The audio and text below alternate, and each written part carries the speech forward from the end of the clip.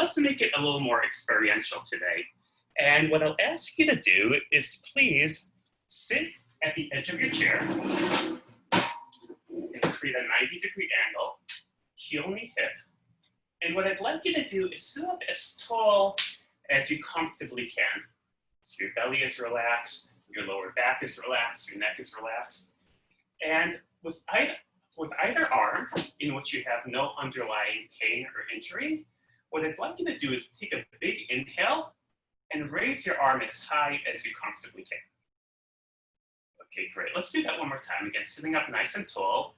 And as you raise your arm, I want you to get a sense as to what the feeling is and the range of motion. Great. Now, slouch. And I want you to try to raise your arm again. And simply notice, does that feel any differently than when you did it sitting up taller? Do you feel like you're using different muscles? Is the range of motion any differently? So what I'm feeling is a lot of locking and impingement in the front of my shoulder. Now, let's say, for example, you're brushing your teeth, or you're combing your hair, or you're doing an exercise above your shoulders, or putting something on a shelf, and you start feeling pain in your shoulder. Is it because of your shoulder itself? Or is the shoulder the weakest link of a whole postural chain of events going on in your body? Also, just simply sitting like this, hey, lift your head. How does that feel on your neck? Tune into your breathing and your stomach and all the room in your digestive organs. How do those feel compared to now sitting up nice and tall? So if you have any issues in any of these specific locations, again, is it because of those locations itself? Or are there more structural events going on where it's related to the alignment of your bones and your posture? And one question to keep in mind is, if we simply just align the bones, is that all we have to do, or is there more? And we're going to come back to that concept through the exercise sequence. One more experiential lesson is I invite you please to stand up nice and tall. Belly relaxed. Stand as tall as you comfortably can, so not forcing it. Breathe nice and deeply. And now just march in place. Knees high.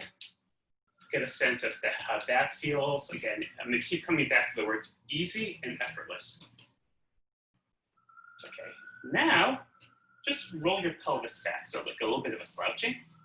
And now try to march again. Get a sense as to how that feels, namely the weight in your legs. Compared to, again, stand up nice and tall, relaxed, roll your pelvis backwards. So what I'm feeling is a lot of heaviness in my legs when my pelvis is tucked back.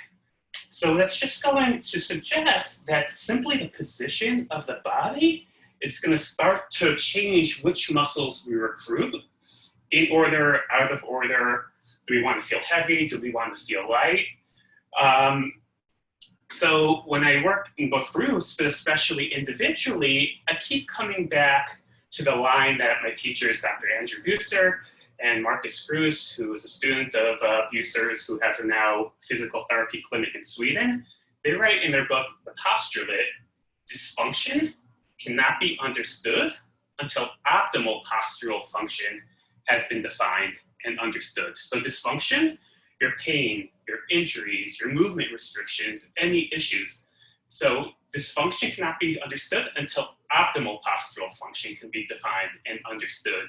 So is there a template for optimal postural function?